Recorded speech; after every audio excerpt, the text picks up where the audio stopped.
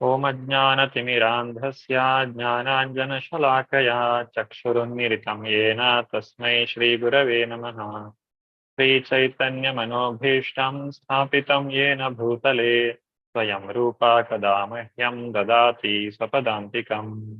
Vandeham Shri Guru Shri Yuta Padakamalam Shri Gurun Vaishnavamscha Shri Rupam Sagrajatam Sahagana Raghunathanvitam Tam Sajivam Sadvaitam Savadutam Parijana Sahitam Krishna Chaitanya Devam Shri Radha Krishna Padan Sahagana Lalita Shri Vishakhanvitamscha.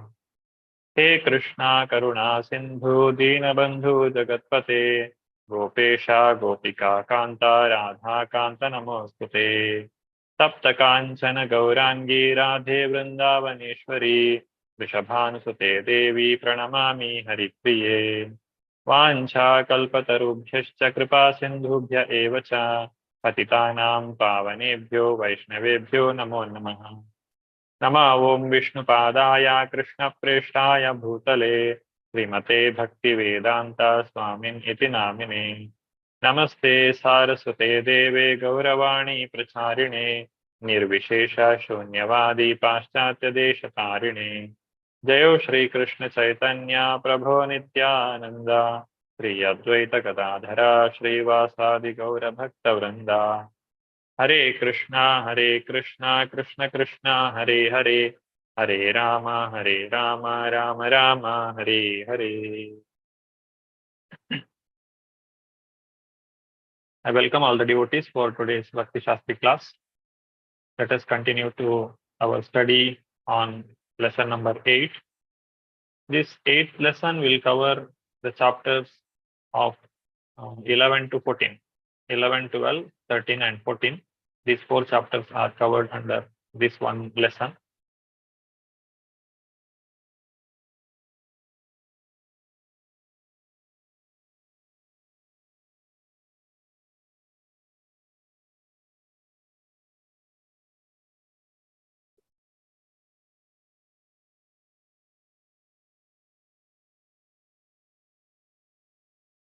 Shri Shri Radha Govinda ki jai, Shri Shri Gaur Nitai ki jai, Srila Prabhupada ki jai.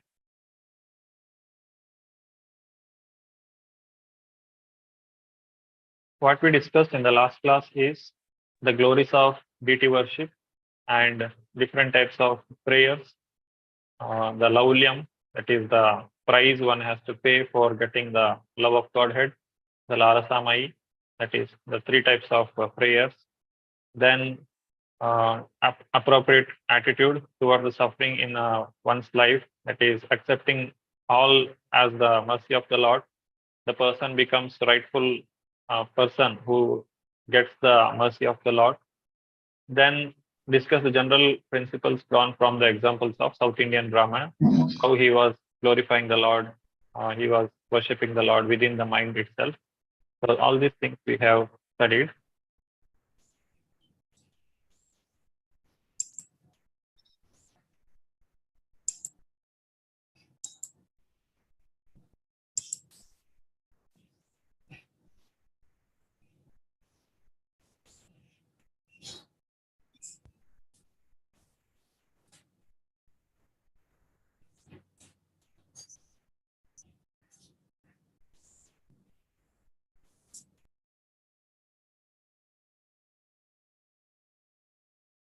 Now in today's lesson, this is lesson number 8, aspects of transcendental service, chapter 11 to 14.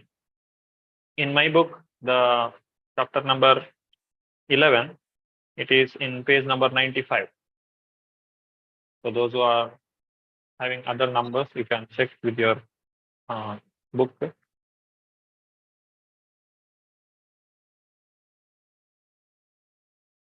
Aspects of transcendental service. Servitorship, this is the 47th item among the 64 items of worship.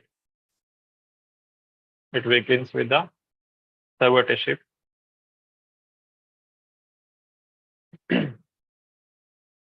Prabhuji, what number you say?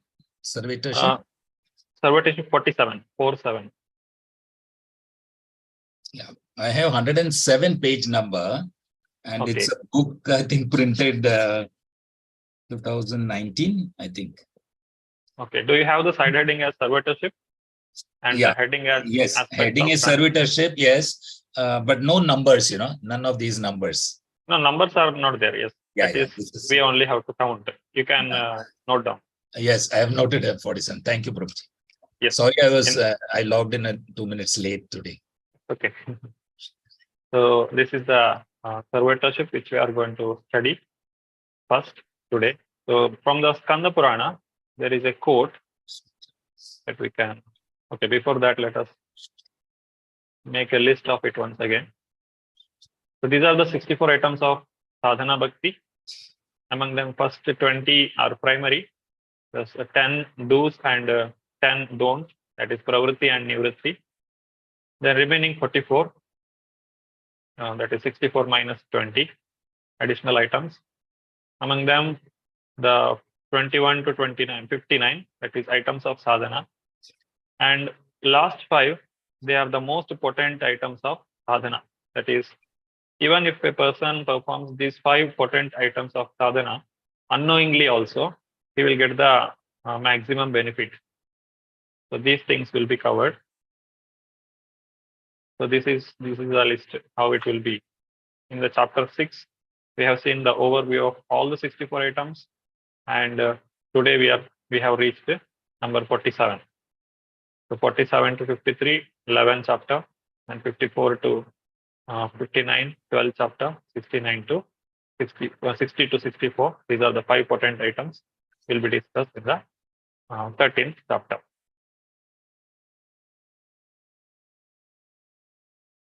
As stated in the beginning, the regulatory principles of devotional service enjoins that all of our senses must be employed in the service of the Lord. Exactly how they can be thus employed is described in the above 64 items. Whatever 64 items that are listed as sadhana bhakti, the intention of making all these things is to engage everyone in the service of the Lord. As Prabhupada says, why we have so many activities in the temple is make everyone to be engaged in the service of the Lord. Everyone cannot be engaged in one single activity. Some people like to do kirtan. Some people like to decorate the deity. Some people like to cook for the deity. Some people go out for book distribution, or somebody is interested in preaching, or somebody is interested in Shastri study. So there are varieties of services that are created so that every person will have one or the other engagement in the service of the Lord. So that's why we have these 64 items of bhakti, the sadhana, because in the beginning, we are not very much accustomed to give up our material activities. So whatever condition we have, accordingly, we can choose the service that we want to render to the Lord, so that everyone will be engaged in the service of the Lord. So everyone can advance in the devotional service.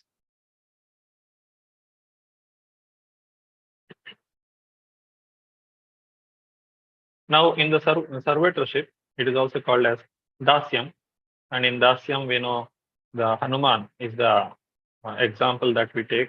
He is the dasa of Rama, Sri Rama, is the servitor of Sri Rama. Now, there are examples or quote from the Skanda Purana that you can see. This servitorship is divided into 2 parts, karmarpanam and kainkaryam, or kainkaryam. Karmarpanam means offering obligatory actions, or varnashrama dasyam, that is in the 4 categories. And the word kainkaryam, yes, let me see that.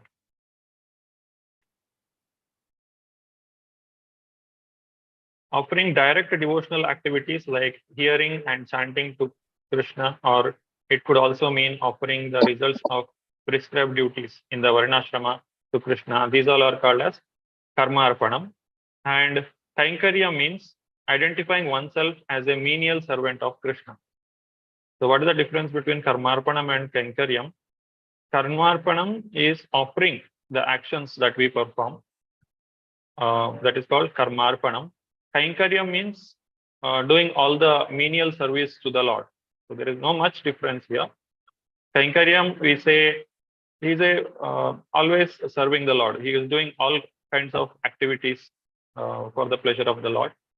Karmarpana means you are offering the results, whatever we are doing the activities. That's why here it is called obligatory actions or Varnashrama Dasyam. The Varnashrama system says Brahmana, Kshatriya, Vaishya, Shudra, Grahastha, Brahmachari, Grahastha, Vanaprastha, Sannyasi. Whatever activities we are doing according to our Varna and Ashrama, if we are offering that result to Krishna, then it is Karmarpanam, or we are doing Dasyam to the Lord. And Kainkarya means it's very menial service that we are performing to the Lord. And in that Karmarpanam, offering the auspicious among prescribed actions and offering only actions of Bhakti. These are the two, again, categories. If it is directly related to Bhakti, example, Japa, etc., all these things, it's the one category, one type. Say number. And offering the auspicious activities that we are performing, then it is another type. So this is quoted in the Padma Purana that we can see in the book.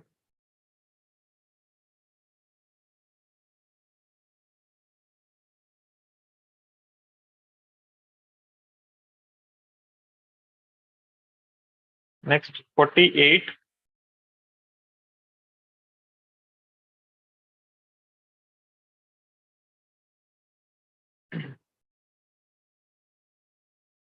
Okay, to be more clear about this Karmarpanam, offering only actions such as Japa, well, let us go back. Japa and Dhyana, Archana, these are only actions of Bhakti. And also there is another category, that is offering the auspicious activities. And what are those auspicious activities? This is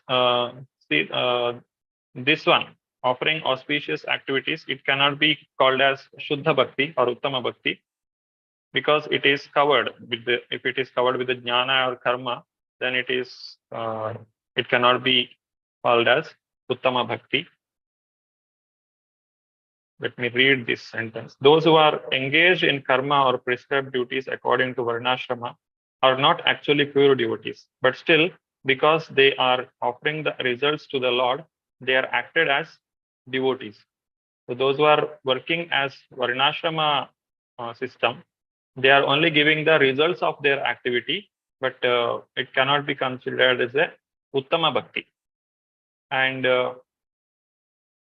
what is the purpose of Varnashrama system? The conditioned souls are all more or less desirous of lording it over the material nature. The Varnashrama duties are so designed that the conditioned soul may enjoy in the material world according to one's desire and gradually become elevated to the spiritual understanding. Under this system, there are many activities which belong to Bhakti. Any activity aiming at satisfying the Lord is considered as Bhakti.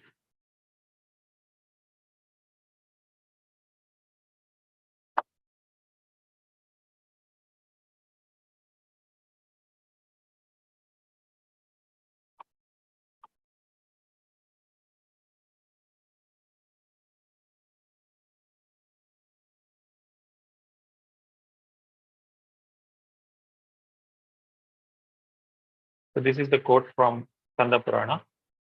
Those who are attached to ritualistic activities, the 4 orders of social life and the 4 orders of spiritual life are considered as devotees. But when devotees are actually engaged in offering service to the Lord directly, these must be Bhagavatas or pure devotees. So there are 2 ways. One can only offer the fruits of one's activity to the Lord. That is one category. But a pure devotee, he is fully engaged in the direct service of the Lord without any material motive. If I am performing any activity, and if that activity I am doing because I want to do it, or it is for my pleasure, or it is easy for me to perform that activity, then it is coming under Varnashrama. But the Varnashrama system is not a part of the pure devotional service. It is just a stepping stone towards the pure devotional service. So when a person comes to the level of pure devotional service, he will be doing the direct service to the Lord. Next, coming to the friendship. So this is the 48th item of Sakhyam.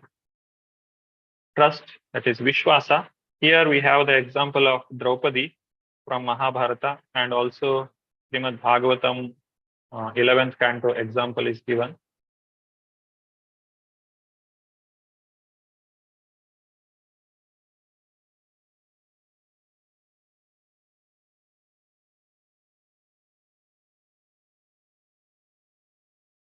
Okay, anybody would like to read, they can raise their hand. Sarita Mataji. Hare Krishna Prabhuji. Hare. In the Mahabharata, Draupadi says, "My dear Govinda, your promise is that your devotee can never be vanquished. I believe in that statement, and therefore, in all kinds of tribulations, I simply remember your promise, and thus I live." The purport is that, should I continue? Okay. The purport is that Draupadi and her 5 husbands, the Pandavas, were put into severe tribulations by their cousin brother Duryodhana as well as by others.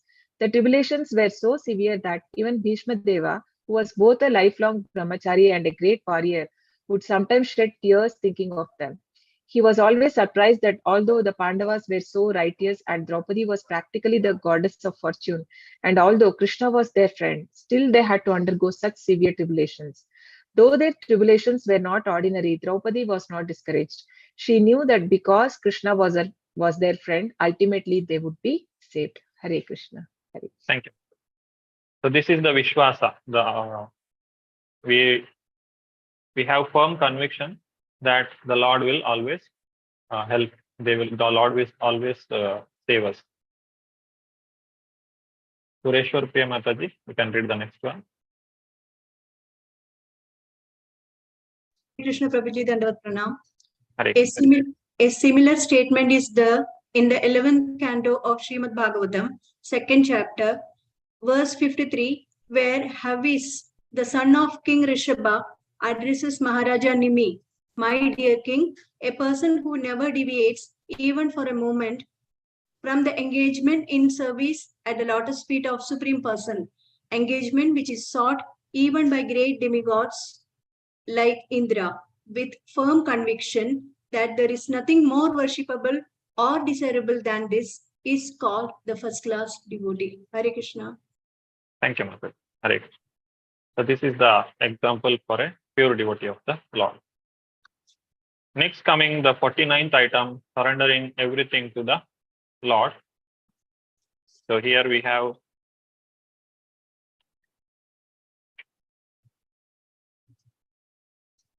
Atma Nivedanam, it's called as self-surrender.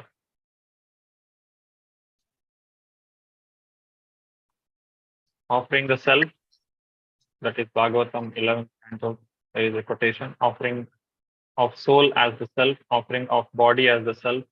There are 3 examples for Atma Nivedanam. The book here you can see 11, 29, 34.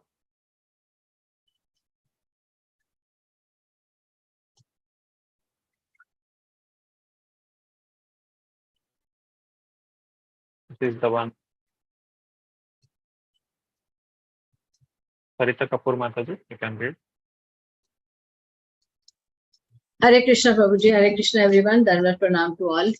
Surrendering everything to the Lord. Regarding complete self-surrender, there is a nice description in the 11th canto of the Srimad Bhagavatam, 29th chapter, verse 34. verse 34, where the Lord says, a person who has completely surrendered unto me and has completely given up all other activities is protected by me personally, both in his life and in the next. In other words, I wish to help him become more and more advanced in spiritual life. Such a person is to be understood as having already achieved Shastri, having equal opulences with the Supreme. It is also confirmed in the Bhagavad Gita that as soon as a person surrenders unto the lotus feet of Krishna, Krishna takes charge of him and gives him a guarantee of protection from all sinful reactions. He also instructs from within so that the devotee may very quickly make advancement towards the spiritual perfection. Hare Krishna. Thank you.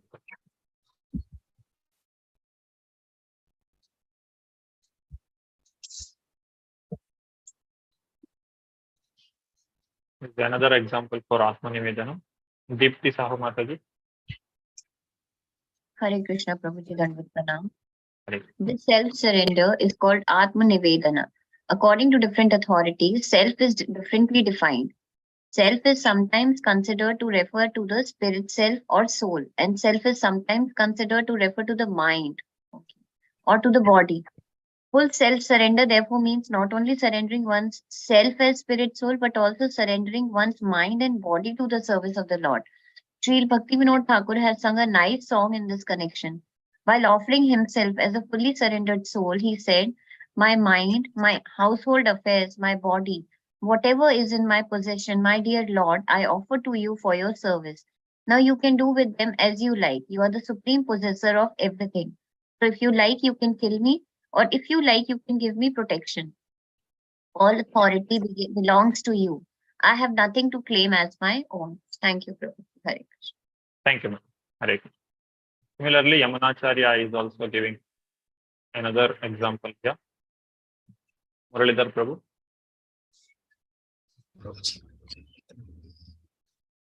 Sri Yamunacharya, in his prayers to the Lord, has expressed a similar idea in the following words.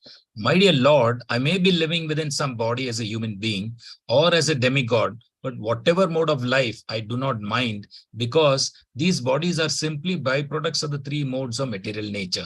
And I, who am in possession of these bodies, am surrendering myself unto you. Should I continue? No problem. Hare Krishna. Thank you. Hare Krishna. Similarly, we have the quotation from Hari Bhakti Viveka. Shri Hari Priya Mataji. Hare Krishna, Prabhuji, Dandavat Pranam. In the Hari Bhakti Viveka, there is a statement regarding how one can offer his body in self-surrender. There, the devotee says, my dear Lord, as a souled animal has no need to think about his maintenance and sustenance. So because I have given up my body and soul unto you, I am no longer concerned with my maintenance and sustenance. In other words, one should not bother about his personal or family maintenance or sustenance. If one is actually surrendered in body and soul, he should always remember that his only concern is to be engaged in the service of the God. Hare Krishna. Thank you, Mr. Hare Krishna.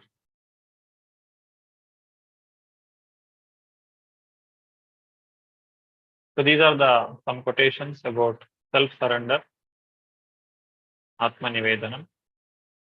Anybody would like to read this? Shri Priya Mataji. Hare Krishna, Prabhuji. Hare Krishna. Srila Rupa Goswami said that the devotional service in friendship and devotional service in self-surrender are two difficult processes. Therefore, such relationship with the Lord can be rarely be seen. Only for the advanced devotees are these two processes easily executed. The purport is that it is very rare to see surrender that is mixed with sincere ascetic devotion.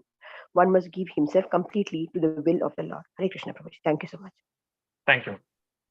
So among the different types of worship that we perform to the Lord, Shravanam, Kirtanam, Vishnu Smaranam, Pada Sevanam, Archanam, Vandanam, Dasyam, Sakhyam, Atma Nivedanam. The Sakhyam and Atma Nivedanam, it comes at the last. So that is very rare to achieve. Sakhya and Atma Nivedana. Everyone will not be able to achieve this. Next comes the item number 50, that is offering a favorable article for the Lord. That is called Nija Priya, the 50th one. There is a quotation from Srimad Bhagavatam where Krishna is speaking to Uddhava in this regard.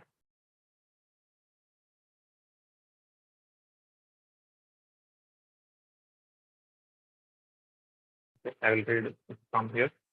Krishna told Uddhava, if someone offers me the best thing in their possession or anything very pleasing to them, that will qualify one for eternal life. So that is the offering a favorable item to the Lord. So whatever we like the most, that we have to offer to the Lord. So in this one, there is, we should understand that I should not, okay, we'll take the example of offering bhoga to the Lord. So how it should be offered? I like the item or I like this food, so that's why I'm offering to the Lord. That is not the right attitude. But I know that this is very nice, so it will be very nice to Krishna. So to please Krishna, I am offering this. Then that is the right attitude. So we should understand what is the difference. I should not have the mentality that I want to eat this, I like it, that's why I'm offering to Krishna. That is wrong. But I know that this is the very nice item. It is a very nice food that I can offer to Krishna. So Krishna will be pleased. Then that is the right attitude of offering to the Lord. And on the other side, we should not offer anything that we don't like, because I myself don't like it, and still I am offering to Krishna. That is also not the right way of offering. So what I like the most, I should offer it to the Lord for his satisfaction, not for my satisfaction, or not that I can eat later the prasadam because I like it, I'm offering. That is also not the right attitude. So when we offer something to Krishna, it should be offered with the intention to please Krishna. Next, coming the 51 item number 51, performing all endeavors for Krishna.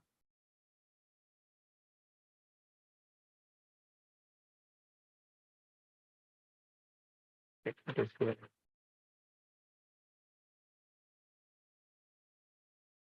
Performing all tadartha akhila cheshtitam. If we read all these things, it will take more time. So let us continue.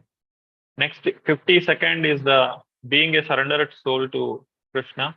That is called Sharanapati, accepting shelter and protection of the Lord, and serving trees such as Tulsi plant, Tadiyam Sevanam. This is the 53rd item. Then comes continuation, further aspects of transcendental service in the chapter number 12.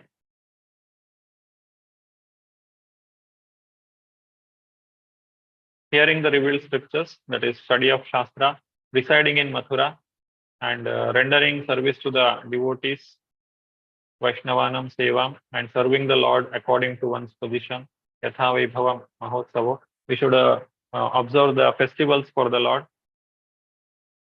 So these all are different items, 57 items.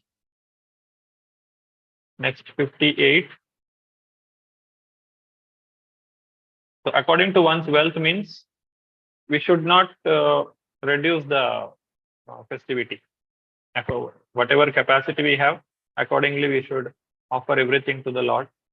One who is able to celebrate the festival in a grand manner, he has to do that. And one who is not capable of doing, or one who is limited with the possessions, then he can do it in his according to his capacity. Then performing devotional service in the Kartika, that is during Kartik Mass, we chant the Damodar Ashtaka. It's a very auspicious month. Whole month is filled with so many festivals that has to be done. Every devotee should observe Kartika Vrata, and observing festivals celebrating the Lord's activities, that is Janmashtami is the most important activity. Everyone should celebrate. The Janmashtami should not go just like another day of our life. There should be celebration. There must be celebration. When Prabhupada was in the Jaladuta ship, when he was going to America, it was Janmashtami. One Janmashtami he celebrated within the ship itself. So even though his health was not proper, or he had no enough place for celebration, still he celebrated the Janmashtami in his own small way. So Janmashtami celebration should not be neglected at any time. And serving the deity with great devotion, Srimurti Rangari Sevane Preetihi, one should be always ready to serve the deity. So these are the 60 items totally. And 61 is recitation of Srimad Bhagavatam among the devotees. This is very, very important topic where Bhagavatam should be read every day. Nityam Bhagavatam Sevaya. Parikshit Maharaj heard Bhagavatam in 7 days. So people say Bhagavat Saptaha. Because Parikshit heard for 7 days, let us also hear for 7 days. But after 7 days, they will go back to their normal materialistic life. But that is not recommended. One has to read Srimad Bhagavatam every day. And this Bhagavatam is the ripened fruit of the desire tree of Vedas. It is the 18th Purana. It is relished by Paramahamsas also. A person who has liberated, he will also get attracted to Srimad Bhagavatam. There is an example. Nigama kalpa taror galitam phalam shukamukad amrita drava samyutam pibata bhagavatam rasamalayam muharaho rasika bhuvi bhavakaha. It's a mango which is ripened and it is tasted by the parrot. That is Shukadeva Goswami. Ripened fruit. It is the greatest gift of the tree. In the tree, we have different parts. The tree has the root, it has the trunk, leaves, everything is there. But what is the fruit, or the what it can give to the nature is the fruit that it has. The fruit is the one which everyone receives from the tree. And parrot mark, it makes the fruit even more relishable. That is because we are hearing from Srimad Bhagavatam from the mouth of Shukadeva Goswami, it has become even more tasty. And one should hear only from the Vaishnava. We should not hear Srimad Bhagavatam from a Vaishnava or a non-devotee. Because even though the Harinama is like the milk, but if it is touched with the snake, then it will become poisonous effect. So one should hear only from the Vaishnava. Avaishnava mukhotkirinam putam harikatamritam. Shravanam naiva kartavyam sarpochishta payoyatha. So just like the sarpa, if it touches the milk, then that milk should not be accepted. Similarly, if a Vaishnava, or a person who is not practicing devotional service, but only he is giving the class, such kind of devotional or the discourses, what we can see in the society. They do Bhagavad Katha very nicely just for money. They charge so many lakhs of rupees they charge, and they will make it in a very grand manner. But if you see their personal life, they are not so good. They are having all kinds of bad habits. As Prabhupada says, these people will smoke after the class. Why? If you ask, because my throat has dried now, I want to take some relief, so I want to smoke. So such kind of Bhagavatam Shravana we should not do. We should do it only from a devotee. And there are two kinds of Bhagavatam. One is a person Bhagavatam, other one is book Bhagavatam. Person Bhagavatam is the one who is practicing the Bhagavata, or one who is living like whatever they explained in the Bhagavatam. The great devotees, they all are called Bhagavatas. And the book Bhagavatam, what we have in our hand, what we read every day, that is also Bhagavatam. Having Bhagavatam book with us, it is just like as good as having Lord Narayana in our house. So everyone must have Srimad Bhagavatam in their house. And it is relishable even for liberated person. As we know, Shukadeva Goswami, when he was in the womb of his mother, he was liberated. The Maya could not touch him. That is the benediction Krishna gave him. But still, Srimad Bhagavatam, he got attracted to it. He left home and he came back again, and he heard Srimad Bhagavatam from Vyasadeva. So that is the attractiveness of Srimad Bhagavatam. It can attract everyone. Then advanced devotees, we should associate it with them. Sa jati yasya snigdha Shri Bhagavad Bhakta Sango. The association with the pure devotees of the Lord, it is very rare to achieve, and it can give us a lot of benefits.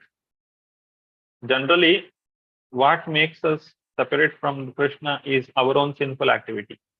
Unless a person is a devotee, he cannot chant the holy name of the Lord, because our sinful reactions, they will become stumbling block.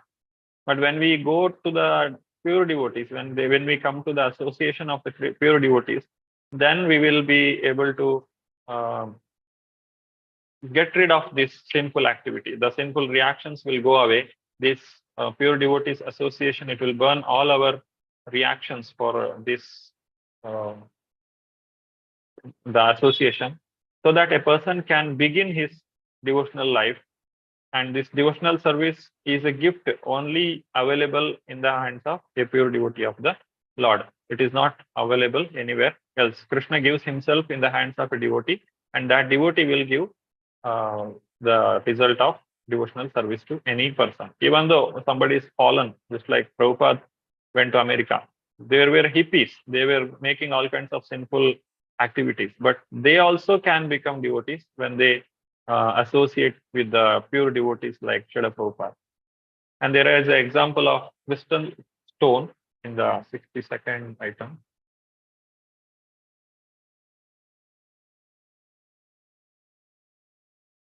It is 12th item.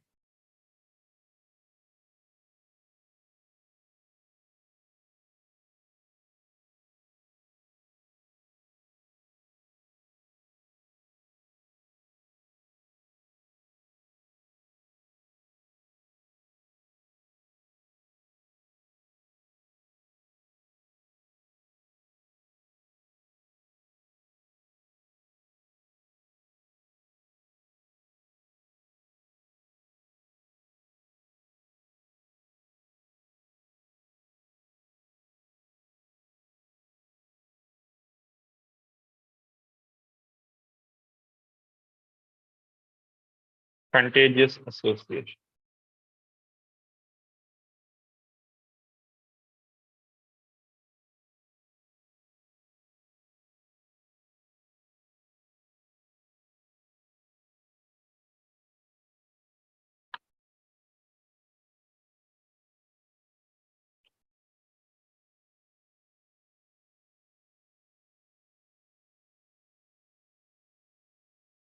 Okay, let me read from here itself. One attains the qualities of the person with whom one associates, just as a crystal takes up the color of the object next to it. It's there in the Hari Bhakti Sudhodaya. You can locate it. I'm finding little difficult to locate the sentences here. And there is also an example of conception, that is, if a man is potent and if a woman is not diseased, then by their conjugation, there will be conception. Similarly, if both the recipient and the deliverer of spiritual knowledge are sincere and bona fide, there will be good results. So these are the two examples given in the association of great devotees, pure devotees of the Lord. So there, it is said sometimes that the potency is there, but we are not ready to accept it. It's like when we go to the Holy Dham, the places where the Lord has done his pastimes. It's very much potent to give us devotional service. But even after going there, we may not get the complete benefit of being there, or we may not get the complete benefit of associating with the devotees, because we are not yet qualified. Our sinful desires, it is not allowing us to take the complete benefit of the association of devotees or the different angas of bhakti. So it should be from both sides. We should receive the mercy of the pure devotees, and also we should get the mercy from the right person or from a pure devotee. As Prabhupada has given or spread this bhakti to many people, but everyone never came to Krishna consciousness. There are people who ran away and there are people who fell down, but still most of the people has taken, those who are serious, those who are ready to accept this devotional service, they have accepted it and they have got benefited by the devotional activities. Then comes the 63rd item, chanting the holy name of the Lord. Etan nirvidyamananam ichchatam akato bhayam yoginam rupa nirnitam harir namanu kirtanam. This is the shloka from Srimad Bhagavatam. Netravati Mataji, can you read the translation? Yes, Hare Krishna. O King, constant chanting of holy name of the Lord after the ways of great authorities is the doubtless and fearless way of success for all, including those who are free from all material desires, those who are desirous of all material enjoyment, and all those who are self-satisfied by dint of transcendental knowledge. Hare Krishna. Thank you. Hare Krishna.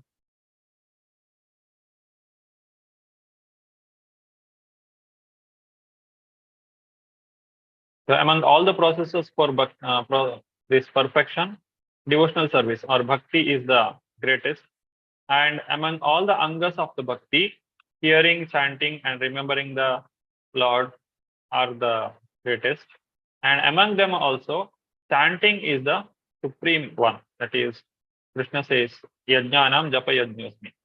And among the chanting of name, pastimes, quality, in that the Nama Sankirtana is the most effective way or most effective path or activity that one can perform. That's why Srila Prabhupada says we should chant 16 rounds of Hare Krishna mantra daily, attentively. Then it will give us a lot of benefit in advancing spiritual life.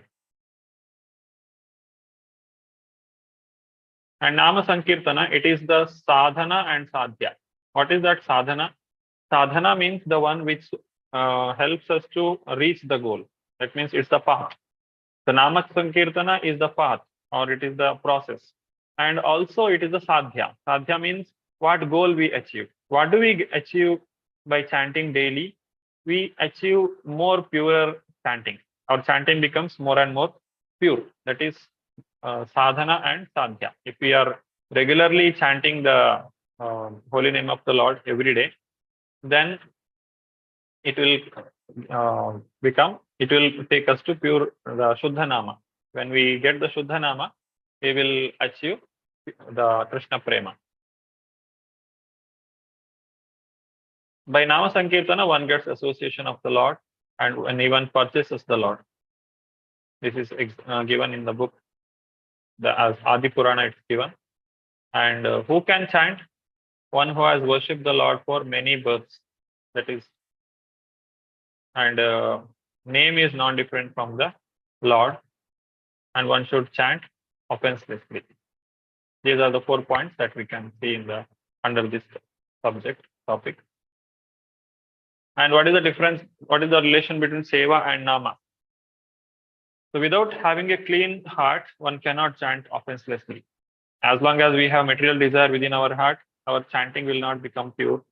And by developing service attitude, one can chant offenselessly. So here is the answer for our problem. When we chant, if we are not able to concentrate or we feel that my chanting quality is not good, then we should increase the seva or we should do more service to the Lord. Then we get more taste in the chanting of the Lord. And the reverse is also true. If you are not getting enough interest in the service of the Lord, or I'm not getting time for the service of the Lord, then you should chant more. When we chant the holy name of the Lord more and more, then we'll get more and more service opportunities. This we can practically observe. When we are ready for doing any service, we will get the opportunity for doing the service. So any sincere devotee should do both the things. It is not that only sit and do the Nama Sankirtan. It is like Babaji. Earlier people used to do, and now also people do like that. But Prabhupada never recommended this. Just sit in a place and keep chanting, keep doing japa. But that is not recommended for Kali Yuga people because our mind is not so stable. It starts wandering. So when a person is engaged in the service, he will be advancing in the spirituality by purifying his heart. And a clean heart or a pure heart will make the nama, that is chanting of the holy name, offenseless. And offenseless chanting give more service, and better service will give better nama. So both are interrelated. And how we can understand the Lord? This is Chaitanya Charitamrita is quoted, and also this is shloka from Bhakti Rasamrita Sindhu itself. Ata Shri Krishna Namadi na bhavet grahyam indriyai. Tevonmukhe hi jivadav swayameva surati adaha. Material senses cannot appreciate Krishna's holy name, form, qualities, and pastimes. When a conditioned soul is awakened to Krishna consciousness and renders service by using his tongue to chant the Lord's holy name and taste the remnants of the Lord's food, the tongue is purified and one gradually comes to understand who Krishna really is. So it is Tevan Mukehi Jihua. Jihua means the tongue. One should start his service to Krishna through the tongue. How one has to do? One glorify the name, form, qualities, and pastimes of the Lord, appreciating. This cannot be done by a non-devotee. It is possible only to the pure devotee of the Lord. And especially the remnants of the food, it is the easiest way to understand Krishna.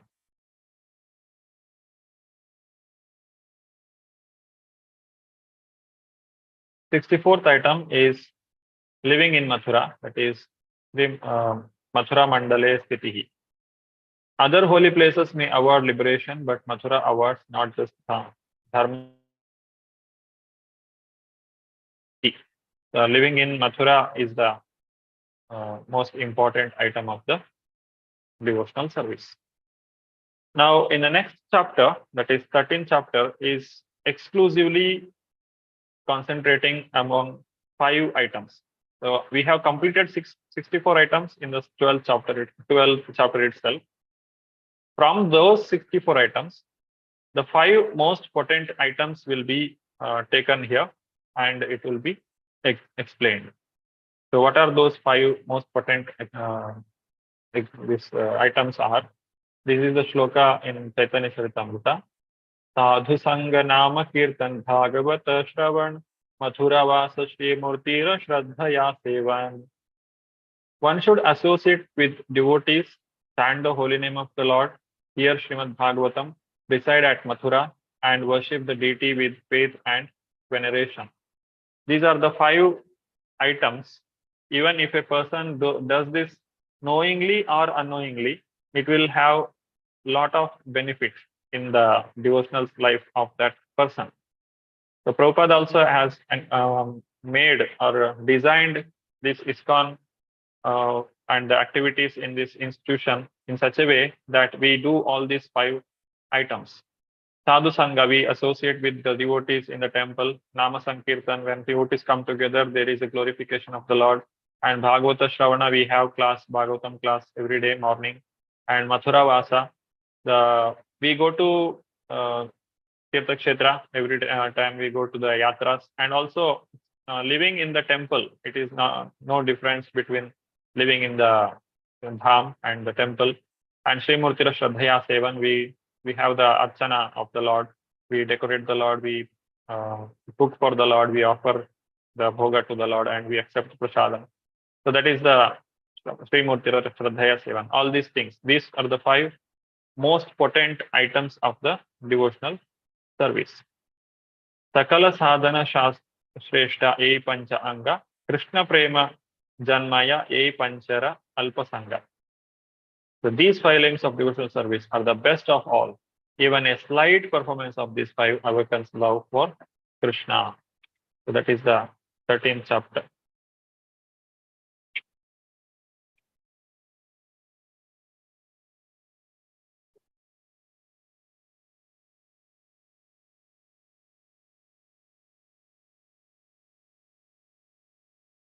Now, coming to what is not devotional service, that is explained. Karma, Jnana, Vairagya, or developing the Jnana and Vairagya, and also the Varnashrama system. These all are not directly limbs of Bhakti. The last paragraphs of chapter 13 and 14 are show that Karma, Jnana, Vairagya, dependence on wealth and followers, discrimination and other material qualities, basic rules of conduct, etc. are not angas of Bhakti. The only need take shelter of one or more of the principles anga of Bhakti to attain perfection. So we have seen these are the 5 potent items. That is, if we have these 5 items, we will advance in Krishna consciousness. But if we are only developing jnana, or if we are only developing the varnashrama system we are following, or karma, or vairagya, you are only developing vairagya, it will not make us devotees. Of course, these things will help us in advancing Krishna consciousness, but that itself is not going to take us to Krishna. Dipti Mataji, can you read this? Hare Krishna Prabhuji. As stated in the beginning, the regulative principle of devotional service enjoins that all of our senses must be employed in the service of the Lord. Exactly how they can be thus employed is described in the above 64 items. Nectar of Devotion, page 57. Srila Prabhupada ki jai. Thank you, Prabhupada. Thank you. So those are the 64 items what we have seen. Now let us continue to the next one. Harita Mataji. Hare Krishna. Varnashrama Dharma in Sadhana Bhakti. In Srimad Bhagavatam 11.20.9, the Lord himself says, one should execute the prescribed duties of Varna and Ashrama as long as he has not developed spontaneous attachment for hearing about my pastimes and activities. All these things are recommended for persons who have not developed Krishna consciousness. Hare Krishna. Thank you. So all these things are recommended for persons who have not developed Krishna consciousness. So one who has not developed Krishna consciousness means we are also included in that, because we have not yet come to the perfection of Krishna consciousness. But a person who has completely become Krishna conscious or a pure devotee of the Lord, he has no duties to be performed in this material world. As Krishna also says, there is no duty for a pure devotee or a person who is not attached to the results of his activity. He has no duty, or this Varnashrama system cannot bind him. The Varnashrama system can identify a person's tendency or his activity. Accordingly, it will facilitate him to advance instead of degrading himself. Because unless there is Varnashrama in the society is called as animalistic society or civilization. Only when there is Varna and Ashrama, we say that there is some civilization in that country or in that state. If you see in the all over the world where there is Varnashrama, Varnashrama doesn't mean this Brahmana, Kshatriya, Vaishya, Shudra and the Brahmachari, Grastha, Vanaprastha, Sannyasa, the Sanskrit words should not limit ourselves to that. In actual meaning, what we see, the Brahmacharya ashram, the student life, Grihastha ashram, the married life and retired life, then renunciants. These people are there everywhere, not only in India, they are present in all over the world. Thus, every child will go to the school and he will learn what is needed for the next remaining part of his life. He has to get the job and he has to maintain his family. All these foundation things will be done in the earlier period of life. That is brahmacharya, or it is not actually brahmacharya, because the goal is different now. Because entire varnashrama, it is designed in such a way that the Lord is pleased. But if we remove the Lord there, then it is like a dead elephant. A dead elephant is useful. It has some utility because of its body. The Varnashrama body is there. It is giving some peace of mind to the society, or people are behaving well in the society. But the real goal is removed. But unless that system also, if it is not there, then everything will be animalistic. say there is no student life, or there is no marriage, or there is no retired life or renunciation, or if it, the Brahmana, Kshatriya, Vaishya, Shudra, the administration class is not there in a country. Just imagine how it will be. Or there is no military in a country. Anybody can go and attack that country. Or if there is no Vaishyas, there are no good economic development not yet happening, or Shudras, there are no labors are available, or there is no skilled labors available in the country. We have neighboring countries, examples. All these things are happening. People just can't live there. They don't know when they are going to die. If they leave their house, there is no guarantee they'll come back, because there are no Kshatriyas for protection. There is no administration for giving protection. All these things. So Varnashrama is needed. But if the goal of Varnashrama is not Krishna or Sansiddhir Haritoshanam, then everything will be useless. It will bind us to this world only. We can maintain ourselves. That is achieved. We can live here, maybe little bit peacefully. It is not as dangerous as not having the civilization. But Varnashrama, if it is not leading to bhakti, then it is of no use. And Varnashrama itself is not a limb of bhakti. Why? Because even if a person is not a part of the Varnashrama, still he can directly take to the bhakti. There is no rule that he has to come under any of the Varna and Ashrama. So in this way we can understand that Varnashrama is not a limb of the bhakti, as that we have 5 potent limbs, but what we have seen. Among those 5 limbs, this Varnashrama is not included. Why we are explaining this is we should not get confused. In the beginning, we have seen what is bhakti, and now we are seeing what is not bhakti, or what is not a, that itself is not a bhakti. It can only become a stepping stone. This also we have seen in the Bhagavad Gita. Shri Haripriya Mataji. Hare Krishna Prabhuji, Dandavat Pranam. Varnashrama Dharma in Sadhana Bhakti. In fact, all such activities are recommended in the revealed scriptures only to bring one to the point of Krishna consciousness. But one who has already developed spontaneous attachment for Krishna does not require to execute the duties which are prescribed in the scriptures. Nectar of Devotion, page 112. Srila Prabhupada ki jai. Hare Krishna. Thank you.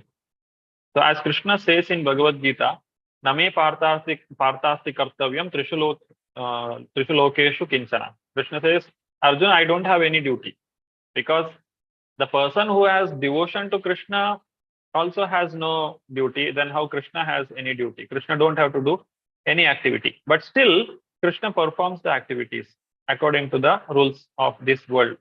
Why? It is just to give the example. Yad yad acharati shreshta tat tat eveti arjanam.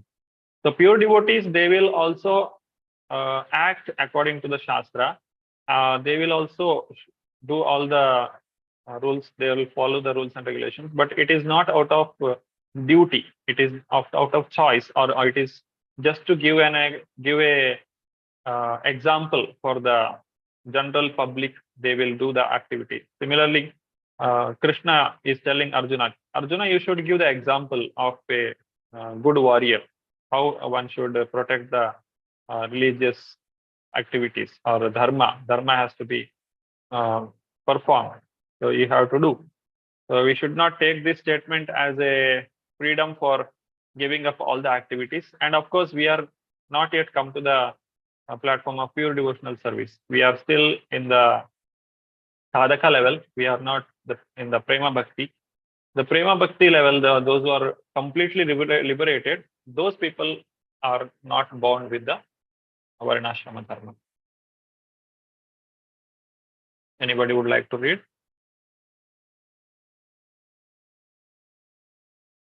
Shri Priya Sampat Mataji. Hare Krishna Prabhuji. So far we are concerned, Krishna conscious. So long a bodily concept of life is not completely eradicated, we must follow the Swadharma of the body, the Brahmana, Kshatriya, Vaishya, Shudra.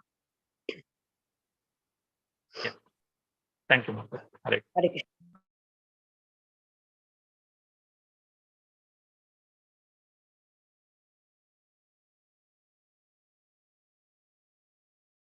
Dipti Mataji. Hare Krishna Prabhuji. But when actually advanced, this is Mahabhagavata. We should not imitate that. But our process is the more we advance in Krishna consciousness. We become transcendental to this bodily concept of life. Brahmana, Kshatriya, Vaishya, Shudra. Bhagavad Gita 2.31, London, September 1, 1973. Shri Prabhupada Ji. Thank you. Thank you. Next comes Jnana and Vairagya. What is the part of Jnana and Vairagya? And is it Jnana and Vairagya part of Bhakti? So, Sarita Kapoor Mataji. Hare Krishna. Gyan, Vairagya in Bhakti. Some scholars recommend that knowledge and renunciation are important factors for elevating oneself to devotional service. But actually, that is not a fact. Actually, the cultivation of knowledge or renunciation, which are favorable for achieving a full footing in Krishna consciousness, may be accepted in the beginning, but ultimately they may also come to be rejected. Nectar of Devotion, page 113. Hare Krishna. Thank you. So this Bhakti and this Jnana and Vairagya, it's a byproduct of Bhakti. When a person is performing devotional service to the Lord, he will develop knowledge, whatever knowledge is needed, and also the Vairagya. He will automatically develop the renunciation towards the material world. Otherwise, without Bhakti, if a person is developing Jnana, then it will give him false ego.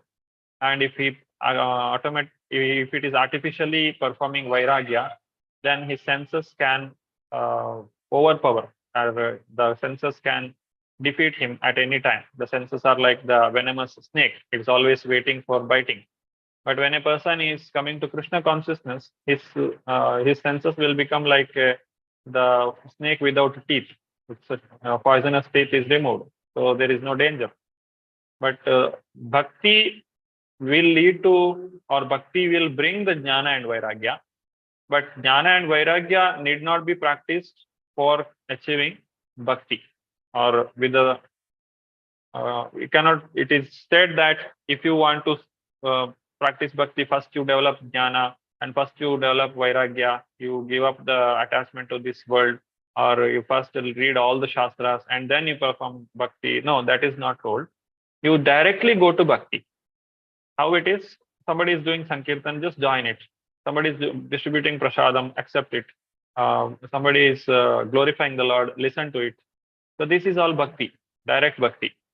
And when we associate with the devotees, when we hear the pastimes of the Lord, the knowledge will automatically grows within us. And when we get the higher taste, param drushtva nivartate, the Vairagya also comes. The lower taste will go automatically. If it artificially, if we try to stop the activities of the senses, then senses will be waiting for opportunity to bite us, or it will, as soon as there is opportunity, the senses will come out once again and it will create trouble. But when we are completely in the Bhakti, devotional of Lord, it is very easy to make the perfection. Sarita Kapoor Mataji. Hare Krishna, Babuji. Hare Krishna, everyone. Jnana, Vairagya, and Bhakti. Mental speculation and the artificial austerities of yoga practice may be favorable for becoming liberated from material contamination, but they will also make one's heart harder and harder. They will not help at all in the progress of devotional service. Nectar of Devotion, page 113. Thank you. Making the heart hard. So when we give up something, it requires a lot of strength, or we have to become very hard. If we are just like we like something, and even though we like it, I have to give it up. Then I have to put a lot of effort to give up all those things what I like. That makes our heart hard. So we cannot understand Krishna with a hard heart. To understand Krishna, we need a soft heart.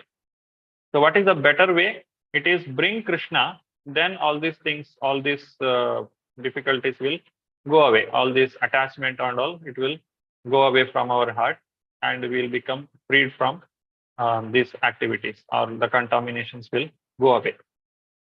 Instead of that, if we try to develop artificially the vairagya, or if we try to keep the senses out of our control, if we try to control the senses within us, then first thing is that senses will not come completely under our control, and second thing is it will also make our heart more and more hard. Just like if you are controlling a small child, one thing is you can make the child sit quiet in a place by scolding or by beating, or snatching all the playthings from the child and making the child afraid of me. So that is, we are not only affecting the child, we are affecting ourselves also. We are making ourselves hard. The child will develop a kind of hatred towards the parents. So that is making the things harder. But what is the better way? Give the better engagement to the child. Instead of this, you take this, you do this, so that the child also gets good engagement, and it will also understand what is good, what is bad. So it will develop that knowledge, and also detachment from the bad associations. Further continuation, what is vairagya? What is real vairagya and what is falgu vairagya? There are two types of vairagya. Karunamay Prabhu. Hare Krishna, Swami. Yukta Vairagya, Srila Rupa Goswami then recommends that one should not be attached to material sense enjoyment, but should accept everything enjoyable which is in relationship to Krishna. Yeah, thank you, bro. So vairagya actually means if you are using anything in the service of the Lord, that is real vairagya. Vairagya doesn't mean give up everything. That is called falgu vairagya. And that falgu vairagya, there are again two categories. One is only external show, just like the market vairagya. Market vairagya means markata means the monkey.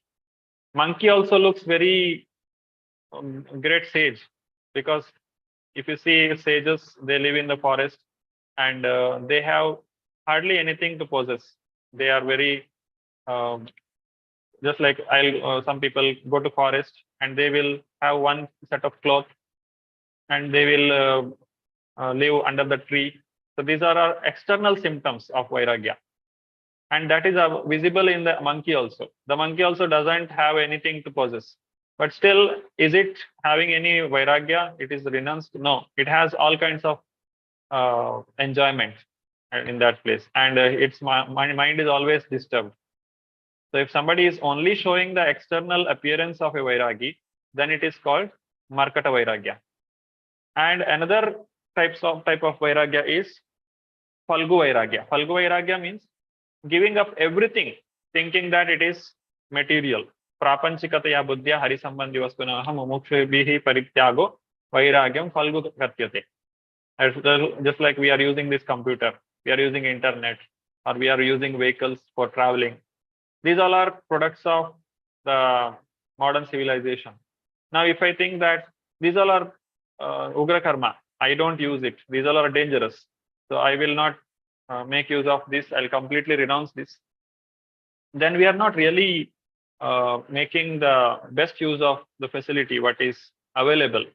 Naturally, whatever I have got, I'm not making use of it. Then that is also not proper vairagya. Then what is actual vairagya? Don't use anything for your sense gratification, but use it in the service of the Lord. As Prabhupada has used everything, whatever comes in his hand, whatever he came in touch with, he has used it everything in the service of the Lord. He has created so many services to the devotees. He has made the traveling bus party for making Sankirtan, and he has used the printing press for printing the books and distributed, and he has used the dictaphone for dictating the class, the lectures, and making the publications. So everything he has used in the service of the Lord. He has built so many temples for the benefit of the devotees. This is Yukta Vairagya. So Vairagya, we should understand it the right spirit. So In this way, everything, whatever leads us to devotion, that is good. That should be accepted. Either it will be jnana or varnashrama or vairagya, anything. If it is connected to Krishna, then it is okay. Otherwise, it should not be accepted or it should not be practiced. So in this way, we can say the jnana or vairagya or varnashrama itself is not an anga of bhakti. It's not a part of the limb of the bhakti. Shri Hari Priya Mataji. Hare Krishna Prabhuji, Dandavat Pranam. Yukta Vairagya. One should not give up anything which can be utilized in the service of the Lord. That is the secret of devotional service. Anything that can be utilized in advancing Krishna consciousness and devotional service should be accepted. Nectar of Devotion, page 107. Hare Krishna. Thank you, Mataji. Hare Krishna.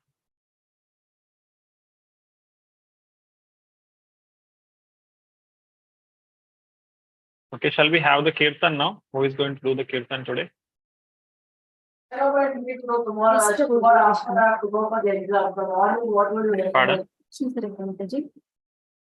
Netravati Mataji, you are doing? Sarita Mataji. Okay. Sarita. Actually, many have not yet marked their attendance, at least 4 of them.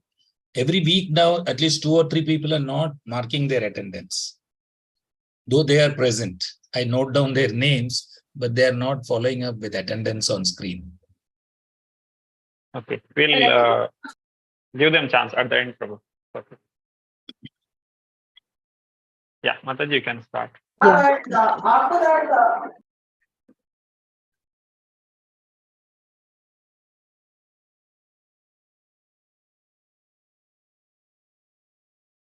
Prabhuji, it's not Hare Krishna, but not me, Badada Sarita Mataji. Huh? Yeah. Correct. Yes, Mataji. Yeah. Sarita Mataji. Okay, shall we? Actually, mine was in the morning and now it was Deepti Mataji. If she's ready, she can also sing Prabhu. I don't know. Okay, you decide. Maybe she's ready for. Dipti Mataji.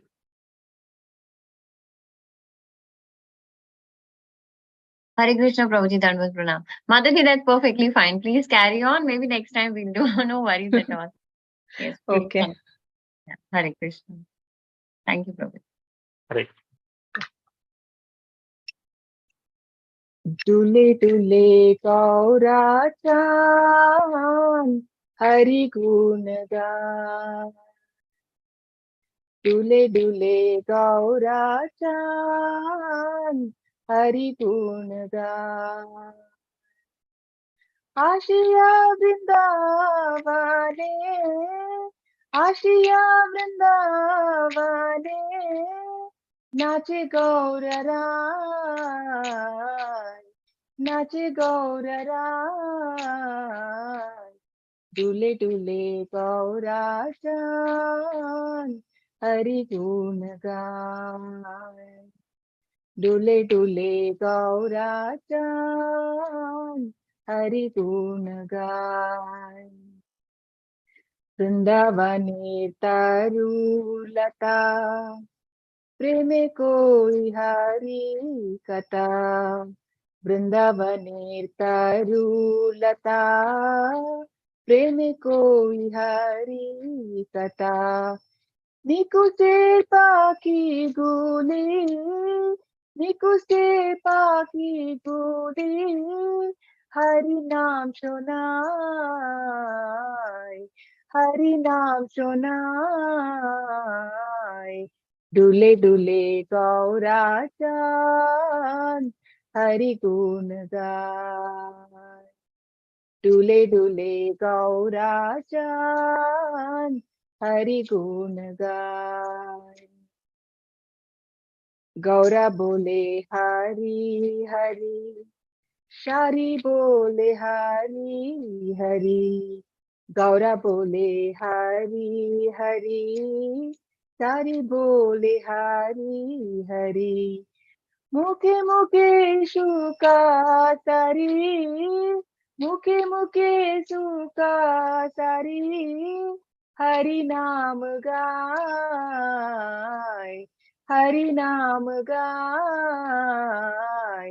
डुले डुले गौरा चांद हरि नाम गाय डुले डुले गौरा चांद हरि गुण गाय हरि नामे माता हुए हरि नाशीष दे हरि नामे माता हुए हरि नाशीष दे मयूर मयूरी प्रेमे मयूर मयूरी प्रेमे नाचिया खेलाय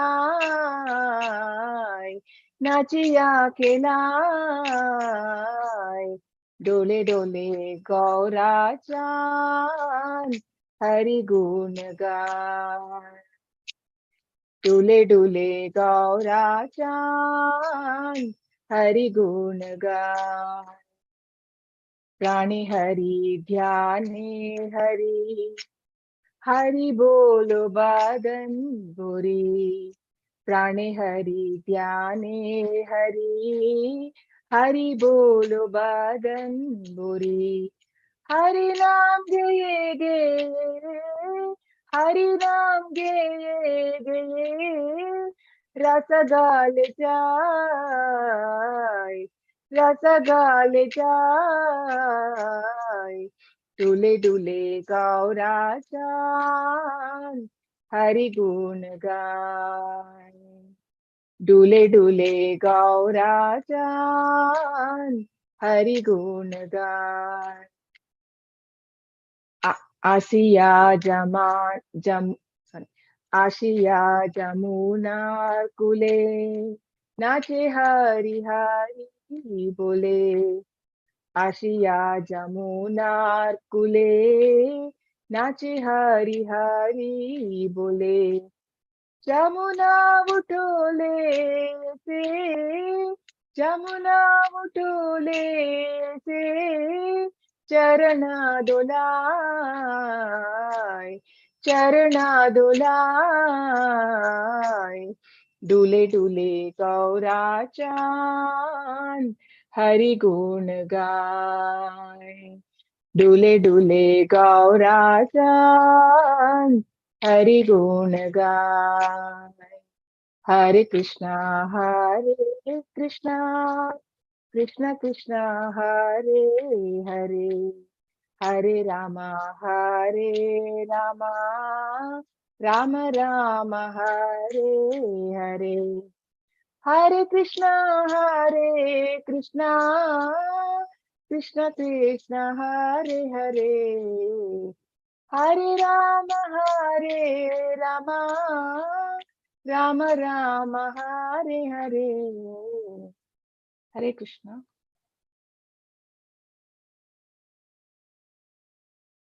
Translation. The moonlight Lord Gaurachanda arrives in Vrindavana while dancing, swaying to and fro and singing the glories of Lord Hari. The creepers adorning the trees of Vrindavana are overwhelmed with aesthetic love and they are speaking about the glories of Lord Hari. Flock of birds who live in the groves are singing the name of Lord Hari. Lord Gauranga says, Hari Hari. A female parrot responds, Hari Hari, and female parrots start singing a loud chorus of name of Hari. Becoming intoxicated by the holy name, the deer come forward from out of the forest. The peacocks and peahens are dancing and frolicking in ecstatic love. Lord Hari is in his heart. Lord Hari is in his meditation, and he always chants the name of Hari with his voice. Gaurachanda is intoxicated by ecstatic mellows and rolls round on the ground while singing and singing Harinam. Arriving on the banks of Yamuna river, he dances wildly while chanting Hari Hari. Mother Yamuna becomes so ecstatic that she arises and comes forward to wash Lord Gauranga's feet. Hari Bol. Hare Krishna. Thank you, Prabhuji. Hare Krishna. Thank you, Mansaji. Hare Krishna. Hare Krishna. Okay, those who are not given the attendance, kindly give. Prabhu has already shared the link. I'll give 2 minutes time.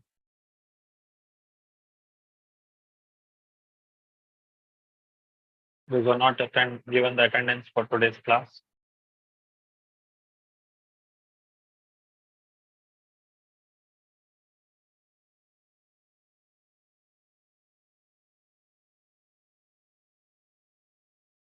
Okay. So let us continue our discussion on this Yukta Vairagya.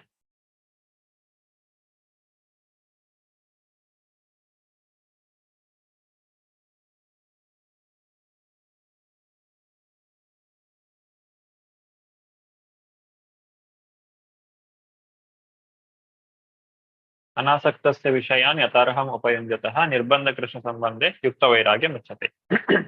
This is the definition of vairagya. When vairagya we say, it should be aimed at Krishna, to please Krishna. Nirbandha Krishna Sambandhe. If it is having Krishna Sambandha, then it is real vairagya. If it is not Krishna Sambandha, then even if you are giving up all the material possessions, it cannot be accepted as Yukta Vairagya or the real Vairagya. It becomes either Falgu Vairagya or Markata Vairagya. Markata Vairagya is only a show. He has no real Vairagya. And Falgu Vairagya means he is simply giving up everything. He doesn't know what is the goal or what he has actually he wants to achieve through that Vairagya. That is the two different types of Vairagya, which is not to be performed. Those who want to read can raise their hand. Shri Hari Priya Mataji.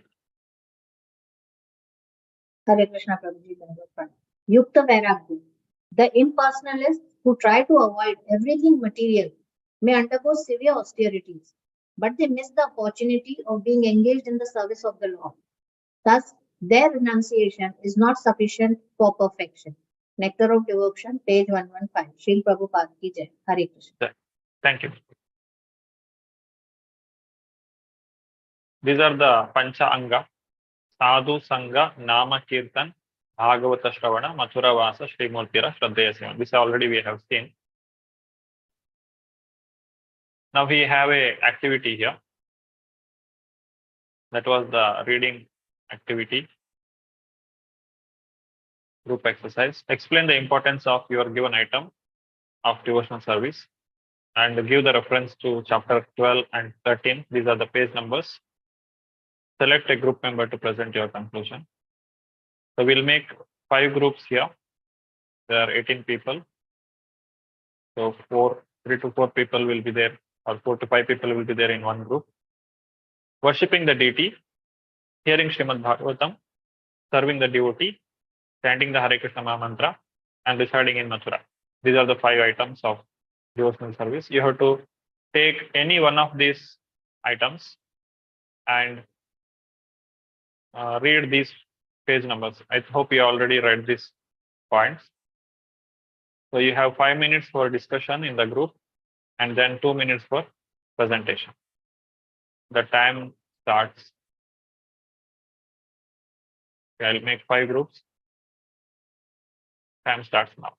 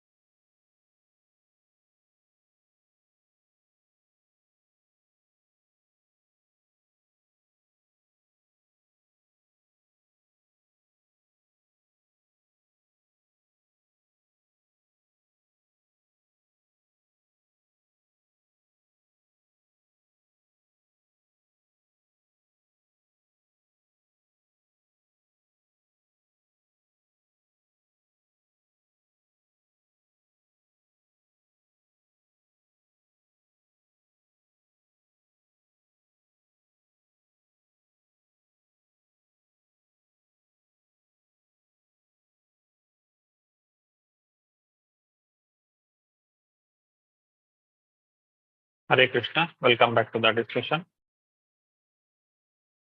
So we are learning about Panchanga Bhakti. Sureshwar Priya Mataji, we can start. Hare Krishna Prabhuji, Dandavat Pranam.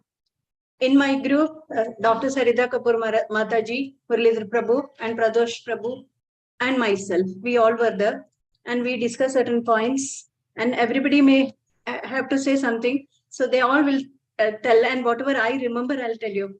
So our topic is that is hearing the revealed scriptures. So the scriptures were defined by various earlier acharyas, Madhava Acharya, who is in our disciplic succession, and also Rupa Goswami. They were talking about hearing Ramayana, Mahabharata, Purana, Upanishad, and Vedanta. Now, when we are talking about certain references, there is Skanda Purana reference given.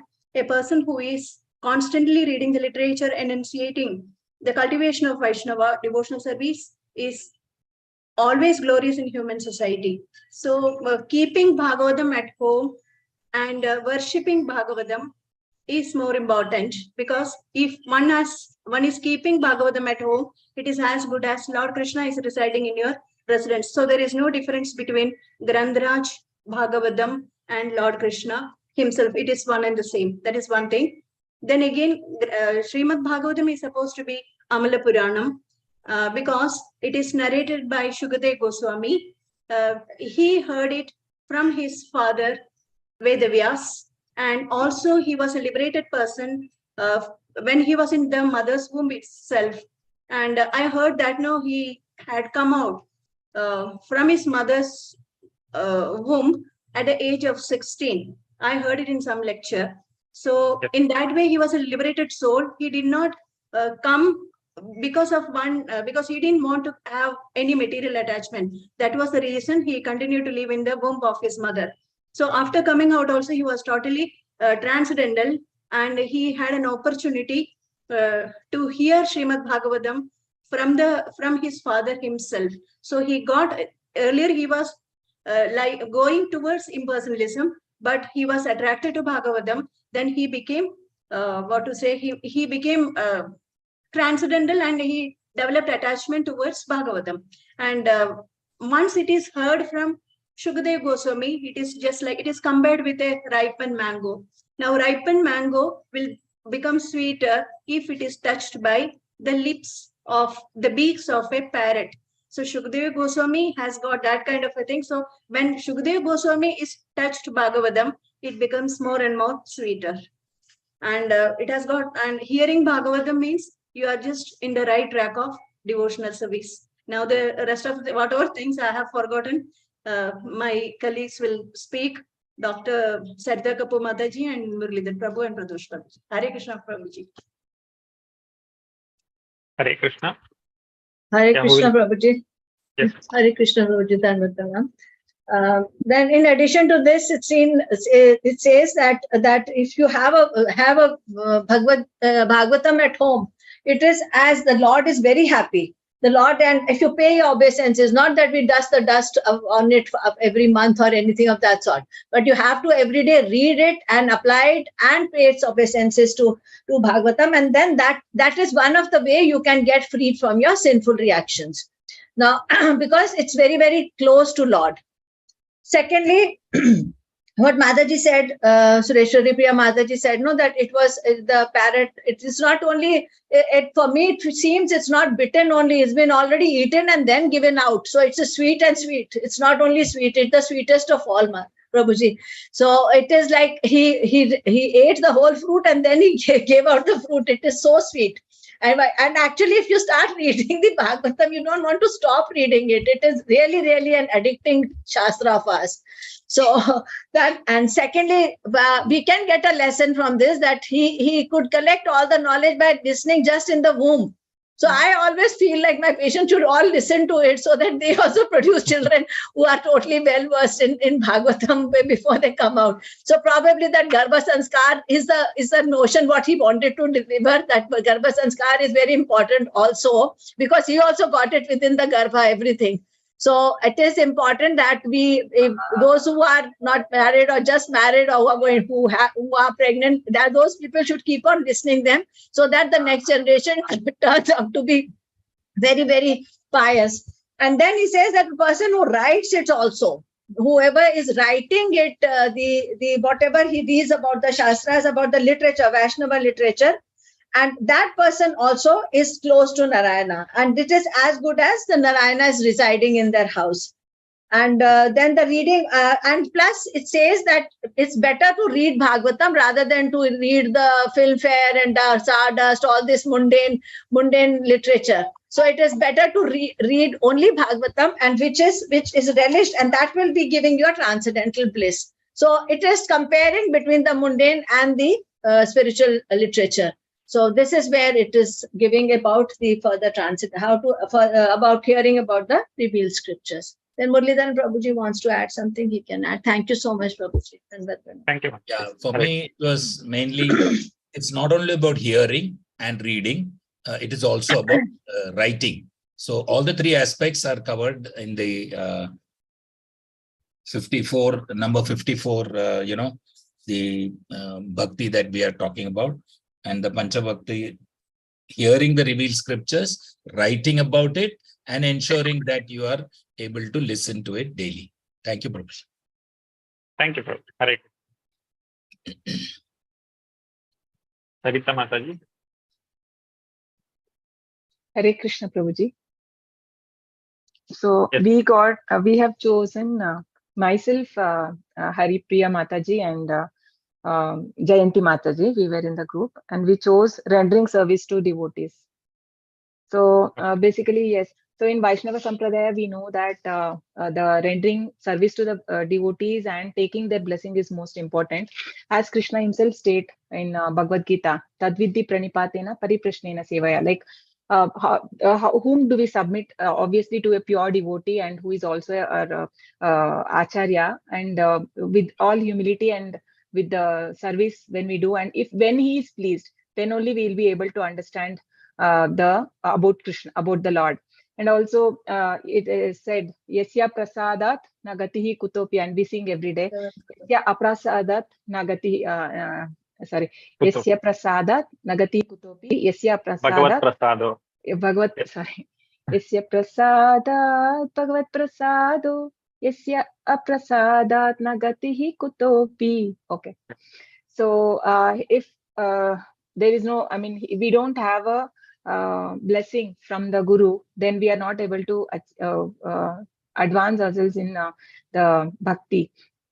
So I remember, so initially, even in our Brahma Madhva Gaudiya Sampradaya, the initiation process was not so easy like how now it is being given, like for people initiation, because even Rupa Goswami Prabhupada, he gave when Jiva Goswami, Sanatana Goswami asked Jiva Goswami to be under him, he gave in his custody. So he gave so many menial services to him, and only after all that, observing all that, and seeing if the disciple is qualified to get initiated, only then it was given, the initiation. So Guru Krishna Krupa Paye Bhakti Lata Bij. Only when Guru is pleased, and only through, we cannot go directly to Krishna through only a pure devotees, or by the association of devotees, only by serving a pure devotee one can get. And the reference given here is Lord Shiva telling to Parvati that the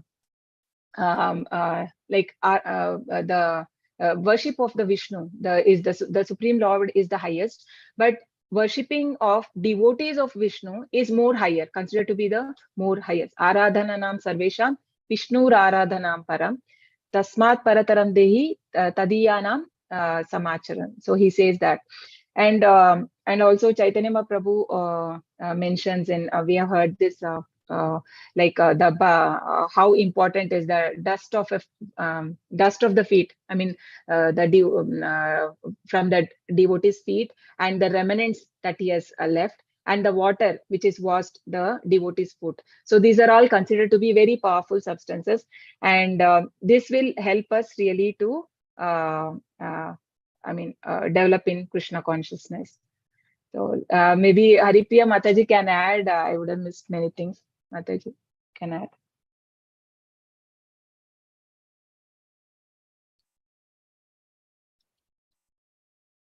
Haripriya Mataji, can you raise your hand? Sri Haripriya. You already raised. Sri Haripriya. Hare Krishna Prabhuji, Dandavat Pranam. And from examples that we see, you remember that one pastime which Lord did, that his head was, he was having an headache and he was asking for the dust from the feet of a devotee, pure devotee, and everybody said no. And then the gopis were ready to give it to relieve him and ready to go. So the beauty of this is that even God has in a direct or indirect fashion is more committed towards the devotees who are pure. And also like for example, when we saw in the Mahabharata Yuddha, when Lord Shri Krishna picked up that wheel of the, just to keep the words of his devotee Bhishma, and his own words, he failed to keep to his own word, but the promise made, but the determination of his devotee was made to be fulfilled, because similarly in this fashion, a pure devotee is very powerful.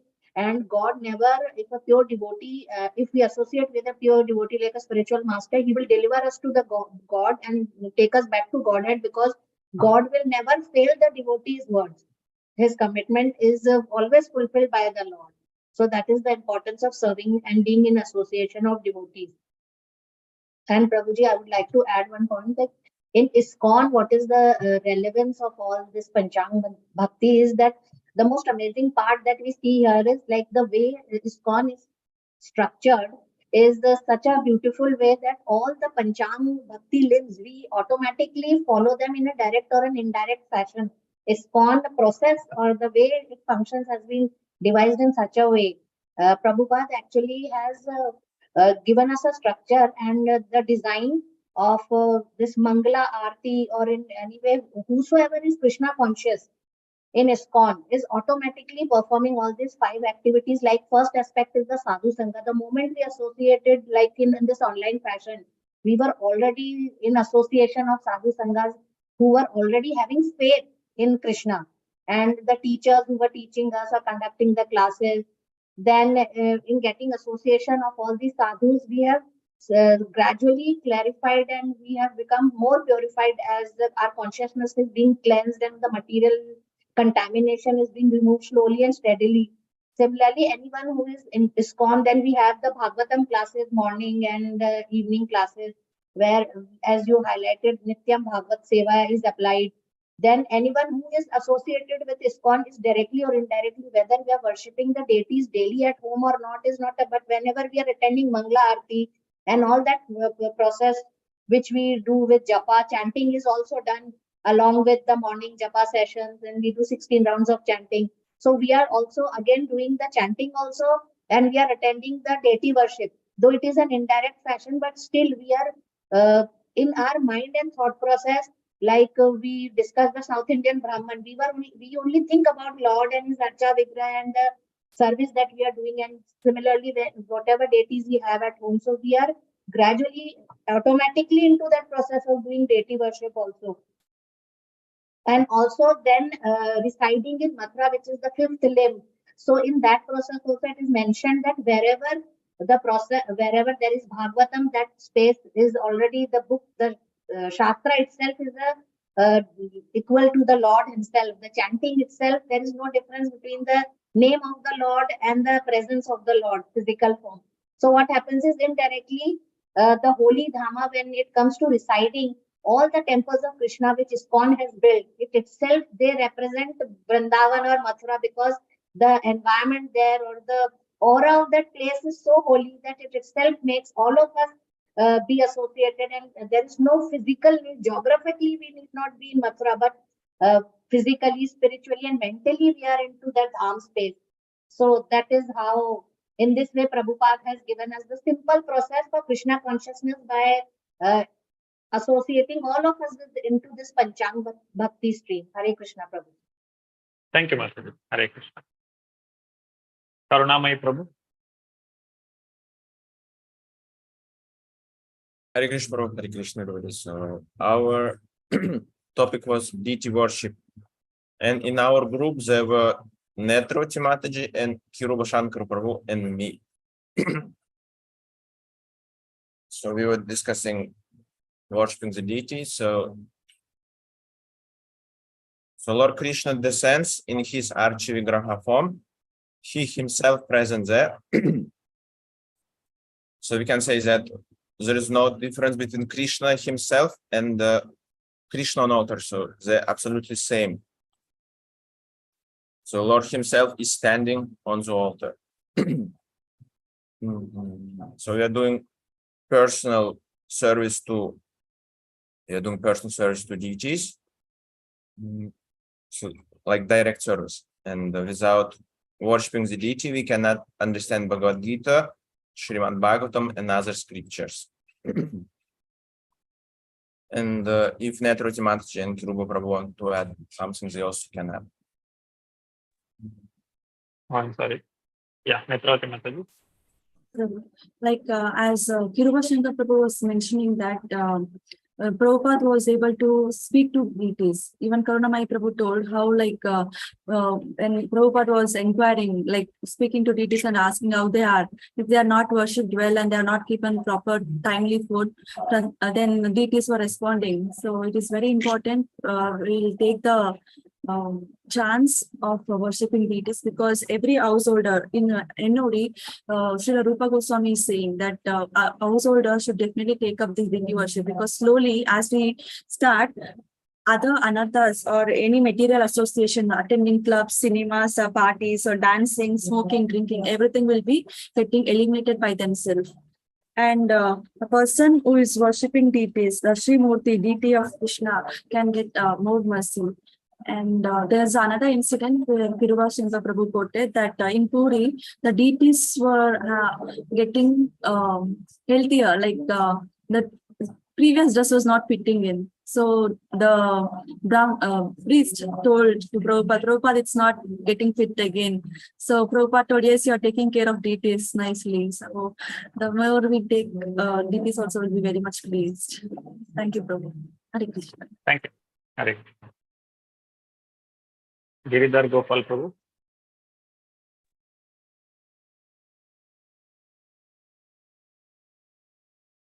Your voice is not audible.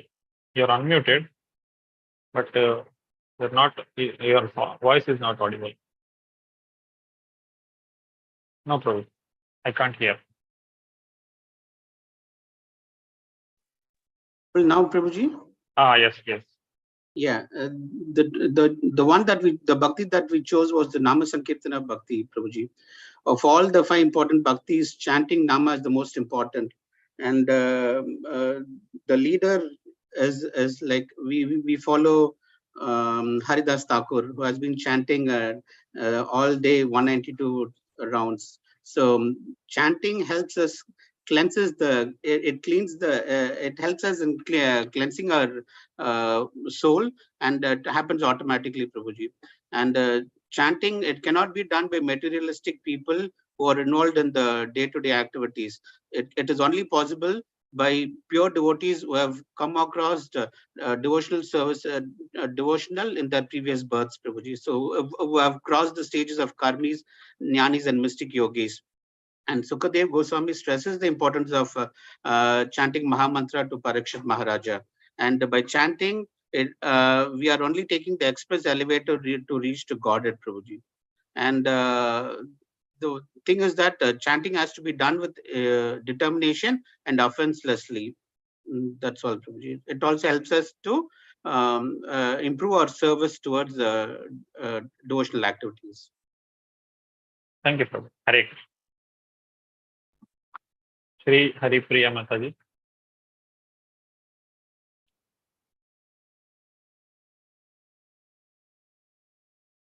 Unmute yourself. Hare Krishna, Prabhuji. This was earlier one. Sorry. Okay. Sureshwar Priya Mataji. Hare Krishna, Prabhuji. Just 1 or 2 points I want to add along with the second point, that is hearing Srimad Bhagavatam. Actually, Srimad Bhagavatam should be heard from a Vaishnava who is in the disciplic succession, and it is downloaded that is from the higher level to the lower level, and it should be received. Whoever is receiving it, that person will be getting that particular Bhagavatam because of his previous pious activities. Only such people can listen and understand Bhagavatam. And again, that will means relieve him from all the bad karmas. Then again, the one who is delivering Bhagavatam is called as a Bhagavata, and the scripture itself is known as Bhagavatam. And another point I remember about the dust of the feet of the devotee. For that, even the demigods, you can say Brahma, there is a Brahma Parvat at Vrindavan, and Brahma Parvat, it is just formed because he wanted to have the dust of the devotees of Lord Krishna. So that is the reason Shriji Mandir of Radharani, that is situated just above the level of Brahma Parvat, and all the devotees are dancing there, so the dust will be definitely there, and that will be automatically taken on the head of Brahmaji. These things I remembered, I just thought of sharing. Hare Krishna. Thank you so much. Thank you, Mata. Hare Krishna. Sarita Mataji. Prabhuji, I thought this was important, that one quote regarding rendering service, so which said in Adi Puran, Lord Krishna himself is telling Arjuna, my dear Partha, one who claims to be my devotee is not so. Only a person who claims to be devotee of my devotee is actually my devotee. No one can approach the Supreme Personality of Godhead directly. So this we can take it like even Lord Krishna will not accept us if we are not coming through devotee, or we are not having a I mean, we are not coming in a disciplic succession. So this becomes very important. We need to have a spiritual master who is a pure devotee and serve him. So it could be like Vani Seva and Vapu Seva. Since spiritual master is not there, now we can at least whatever he has given in the books, that we can follow in our lives, and also so those instructions we can take into our lives. So just thank you, Mataji. Yes. So we should go through the parampara. Thank you. Yes, thank you. Okay, let us continue our discussion.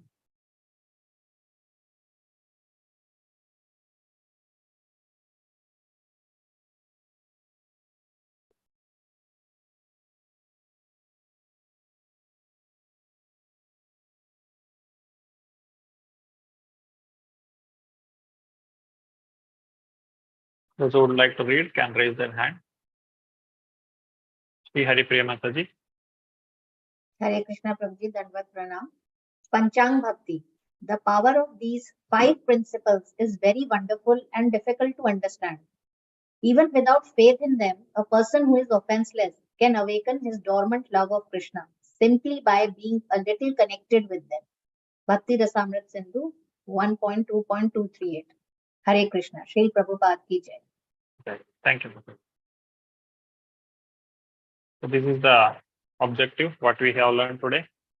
Reviewed all the 64 items of sadhana bhakti in brief, discussed the importance of 5 potent forms, and also what is varnashrama dharma and how varnashrama dharma, jnana and vairagya, they are not directly limbs of bhakti, but they are only stepping stones towards the performance of devotional service.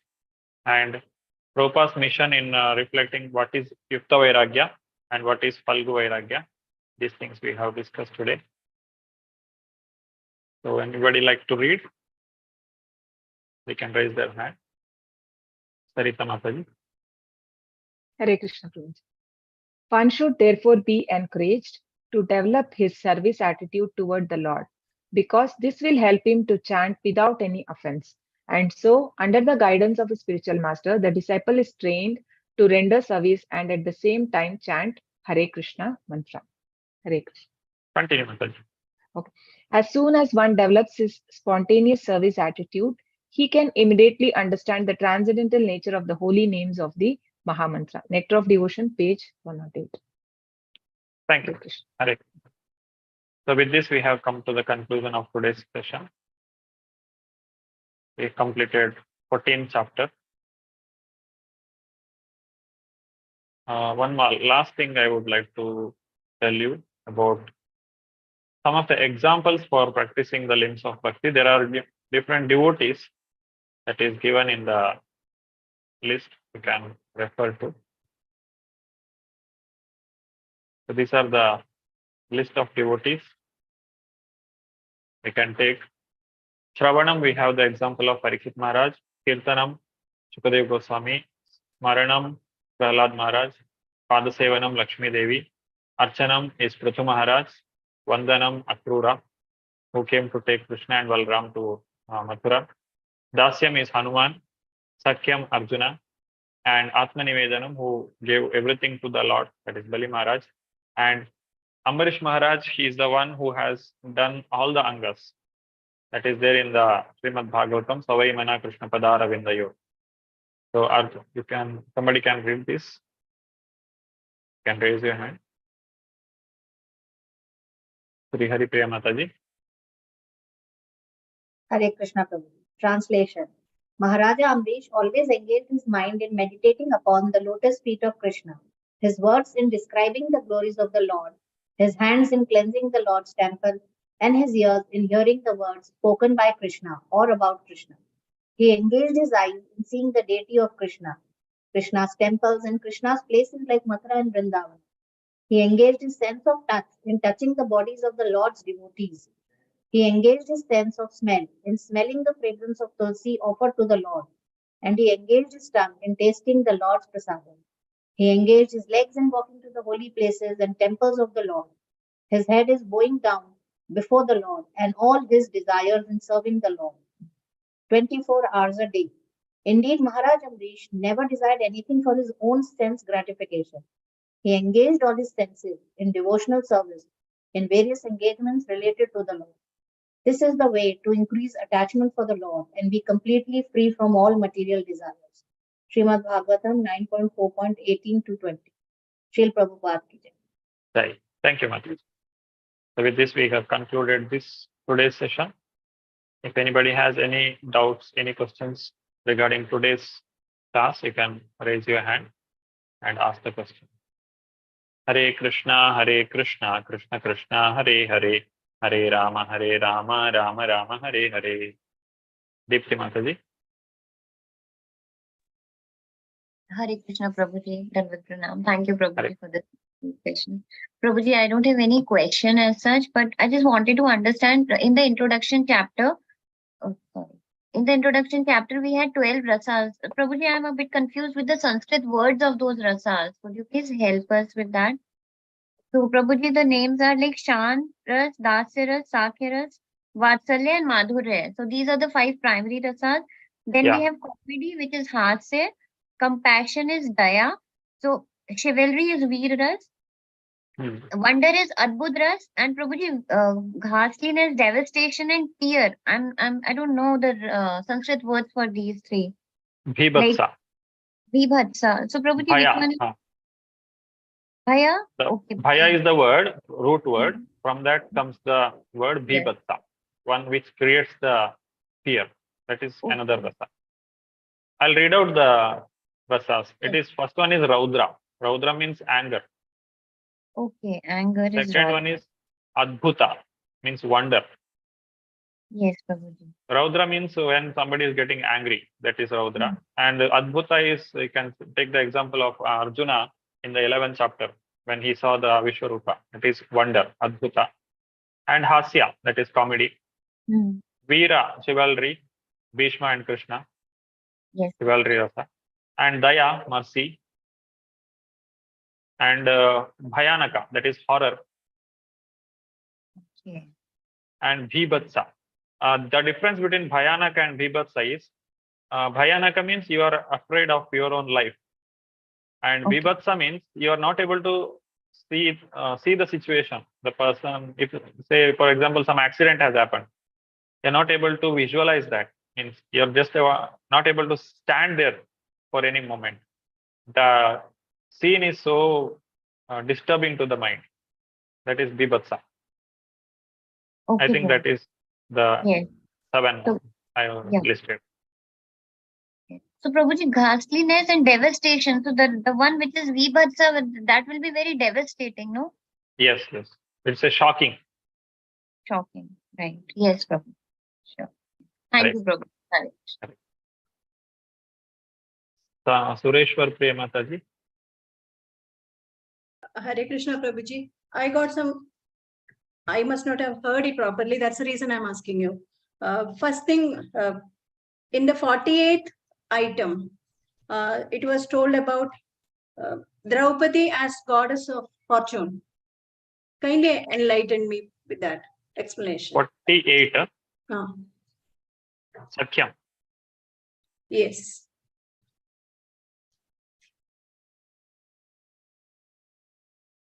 Goddess of fortune, it's not told. No.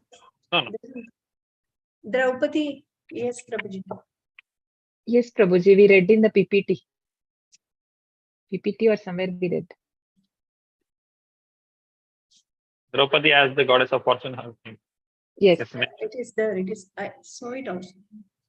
I'll just tell you the page number. Yes, Prabhuji, it is mentioned in the book. That is page 109. I think for you it would be like -12. Okay. Yeah. Which paragraph? So 48, devotion service in friendship, Yeah. isn't it? Yeah, Prabhuji, in the Mahabharata, Draupadi says 96 that page paragraph, number. Prabhuji. Yeah. My dear In the Govinda, you Mahabharata, promised to Draupadi. believe that statement and therefore finds Last the slide. prophet is Draupadi and the Was 5 husbands. practically done. The tribulations were severe that even Bhishma Deva, okay, good, sometimes shed tears. Okay. He was always surprised that although the Pandavas were, okay, that is practically. It is not saying she is a Lakshmi herself. Okay. It is still practically she is as good as goddess of fortune. Just like we say, Graha Lakshmi, she is like Lakshmi in our house. Okay. Like that, she is so glorious. She is so glorious as that of Lakshmi Devi. Okay. Not like husband of Narayana. Not in that way. Okay, Prabhuji. Thank you so much. Another question. I think I did not hear it properly. That's the reason that we were talking about Yukta Vairagya. Yukta Vairagya is of two different types, Markat Vairagya and Falgu Vairagya. So these two things I understood. And the real Vairagya is just don't give up anything just like that. Use it for the service of Lord Krishna. And that is the real Vairagya. But is there any technical term for it? Yukta Vairagya. Make a pardon? Yukta Vairagya. Yukta. Why? It was there no, in all the slides. Yukta Vairagya is the heading. No, my question. Yukta Vairagya, two types, no, you said. No. That is Falgu Vairagya and Markat Vairagya. These are the false Vairagyas too. Yukta Vairagya is the right one. Okay. So I did not get that word. I thought there may be a third word for that real. Okay, thank you so much. Yukta is the right one, right Vairagya only. And these two are two different types coming under? There, one is Falgu, other one is generally Falgu is the exact opposite of Yukta. Okay, fine. And Markat Vairagya is not a Vairagya at all because it's just a show. Okay. Falgu Vairagya is Vairagya because he has renounced actually, but he has done it in a wrong way. But Markat Vairagya, it is like only a show of Vairagya. So Markat Vairagya, it can be called as pretender. Yes. Yeah. Sahajiya. Yeah. Okay. Thank you so much. Hare. Hare Krishna. Prabhu. Yes, Mataji.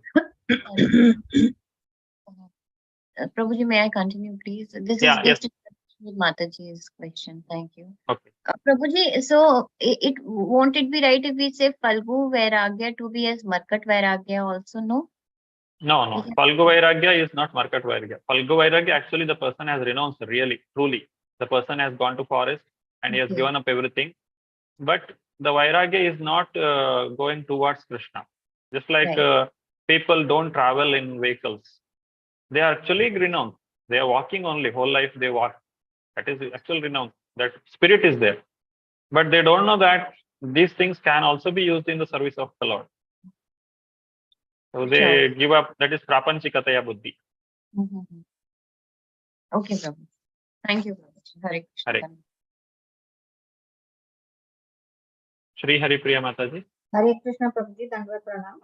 Here it is mentioned in the book that all of these five Panchang Bhakti limbs are so potent that a small attachment for any one of these five items can arouse devotional ecstasy even in a neophyte.